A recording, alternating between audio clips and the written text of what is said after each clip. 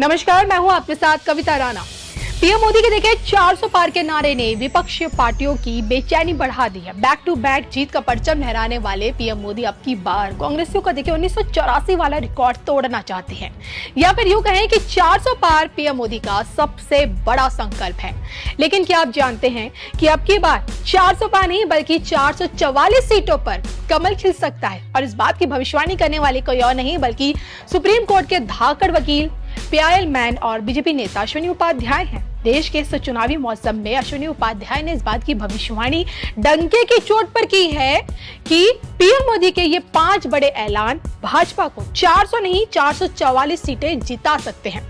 कानून के गलियारे से अब की बार पीएम मोदी का नाम लेकर अश्विनी उपाध्याय ने कितनी बड़ी बड़ी भविष्यवाणियां की हैं, जिसके सत्य होने की 100% संभावना भी है। देखिए उनके इस पूरे वीडियो में। क्या इस बार 400 पार हो सकता है? क्या अब की बार एनडीए को 400 सीट मिल सकती है? आंकड़े बताते हैं 400 नहीं 444 सीट मिल सकती है, लेकिन उसके लिए प्रधानमंत्री जी को पब्लिक अपने मंचों से कुछ घोषणाएं करनी पड़ेगी। इस समय 97 करोड़ भारत में वोटर हैं। इलेक्शन कमीशन ने बताया है कि 97 करोड़ वोटर हैं भारत में।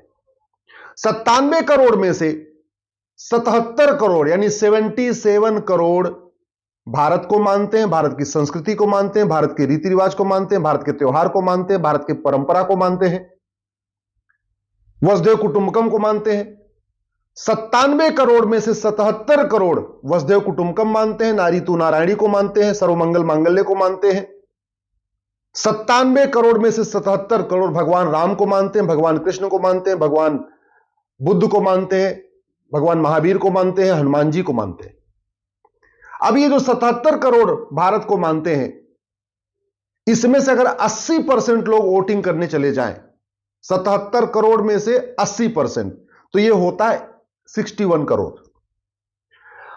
अगर 80% वोट नहीं करते, 70% जाके वोटिंग कर दें, तो ये होता है 54 करोड़।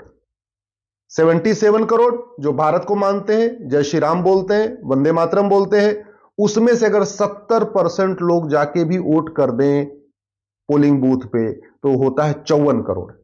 और जब ये 54 करोड़ अगर वोट पड़ जाए एक साथ इकट्ठे, तो 400 नहीं 444 सीट आएगी एनडीए की। मैं आपको बता रहा हूं 444 पूरा कैलकुलेट करके मैंने देखा। लेकिन अभी ये जो 77 करोड़ वोटर हैं, ये जाति के आधार पे बटे हुए हैं, भाषा के आधार पे बटे हुए हैं, क्षेत्र के आधार पे बटे हुए हैं, अगड़े पिछड़े के आधार पे बटे हुए हैं, दलित सवर्ण के नाम पे बटे हुए हैं। ये बटे हुए कुछ पार्टियों के गुलाम हैं, कुछ नेताओं के गुलाम हैं। कुल मिला के उनके दिमाग में अभी कहीं ना कहीं ये क्लियरिटी नहीं आ पाई कि उनके लिए अच्छा क्या है। इसको माननीय प्रधानमंत्री जी ठीक कर सकते हैं और अगले 1 महीने के अंदर ठीक कर सकते हैं। माननीय प्रधानमंत्री जी अपने पब्लिक मंच से, अपनी रैलियों में सीधे सीधे बोले, अब भारत में सबके लिए समान शिक्षा होगी, जैसा लोहिया जी कहते थे। चाहे बच्चा गुजरात का हो, चाहे बंगाल का हो, चाहे महाराष्ट्र का हो, चाहे तमिलनाडु का हो, मंत्री का बच्चा हो या संतरी का बच्चा हो, अमीर का बच्चा हो या गरीब का बच्चा हो, किसी का हो, 10वीं तक सिलेबस एक समान होगा, 10वीं तक करिकुलम एक समान होगा। जैसे 1 नेशन 1 रेलवे बोर्ड है, वैसे 1 नेशन 1 एजुकेशन बोर्ड होगा। जैसे 1 नेशन 1 टैक्स है, वैसे 1 नेशन 1 सिलेबस होगा। बस करना ये पड़ेगा, ये राइट टू एजुकेशन एक्ट है ना, इसमें इक्वल शब्द जोड़ना पड़ेगा, इसको राइट टू इक्वल एजुकेशन बनाना पड़ेगा। संविधान में जो आर्टिकल 21A है, इसमें एक यूनिफॉर्म शब्द जोड़ना पड़ेगा। अभी आर्टिकल 21 में लिखा है फ्री एंड कंपल्सरी एजुकेशन, उसमें लिखना पड़ेगा free compulsory and uniform education. अभी ये 6 से 14 साल तक लागू होता है, इसको 6 से 16 साल तक करना पड़ेगा। अभी 1 से 8वीं तक right to education fundamental right है, इसको 1 से लेकर 10वीं तक फंडामेंटल राइट बनाना पड़ेगा। एक बार प्रधानमंत्री ये घोषणा कर दे पब्लिक मंच से कि अब पूरे देश के सभी बच्चों का सिलेबस एक समान होगा, किताब एक जैसी होगी, अगड़ा पिछड़े के भेदभाव खत्म होगा, मैं गारंटी के साथ कहता हूं हर हालत में जो 77 करोड़ वोटर है ना, इसके 80% वोटिंग निश्चित हो जाएगी।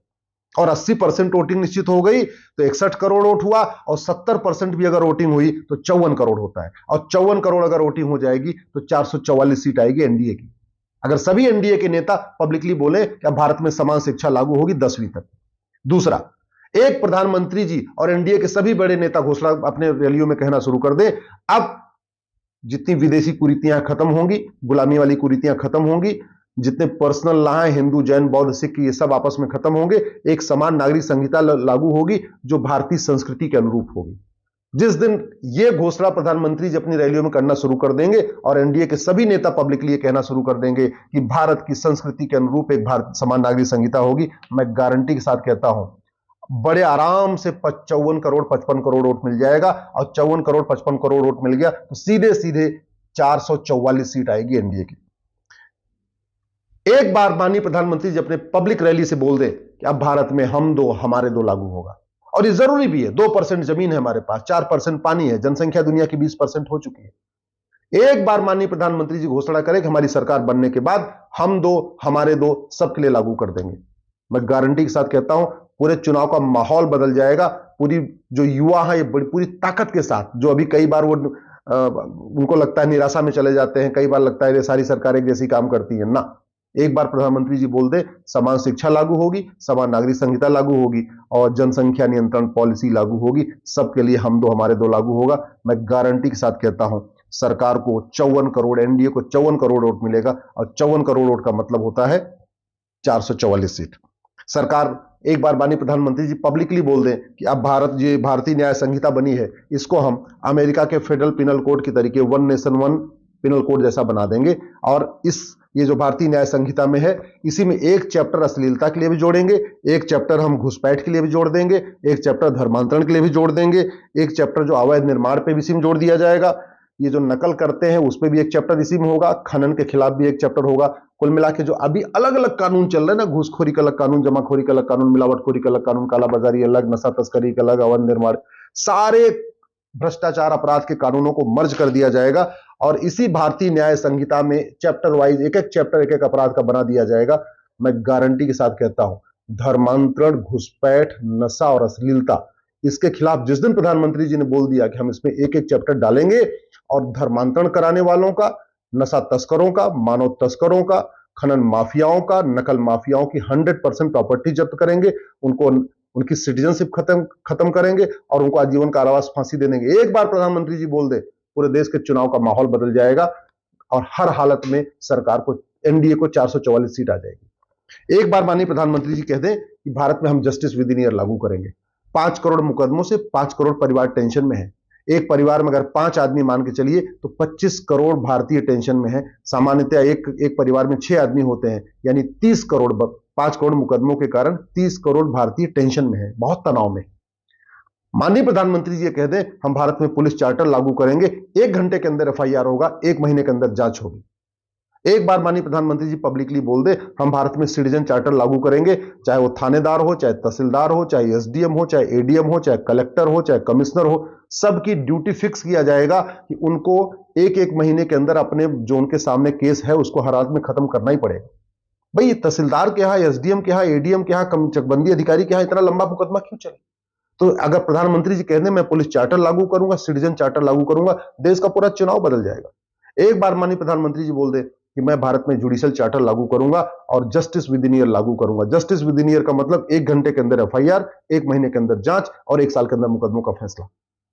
काहे लिए 3-3 महीने पे लंबी लंबी तारीख देना? अरे हर हफ्ते तारीख दी जा सकती है। काहे लिए 100 तारीख देना, 200 तारीख देना? 10 से 12 तारीख में, 15 तारीख में पूरा मुकदमा डिसाइड हो सकता है।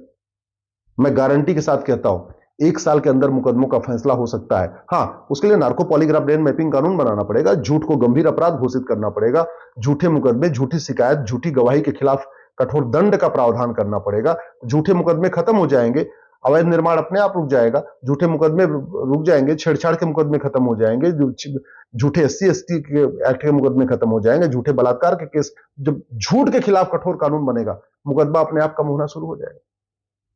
Justice with in year declare करने से जो लोग अभी अलग अलग पार्टियों को वोट करते हैं, सबके सब एनडीए को वोट करेंगे। और ये छोटी संख्या नहीं है, 30 करोड़ लोग मुकदमों के कारण टेंशन में हैं।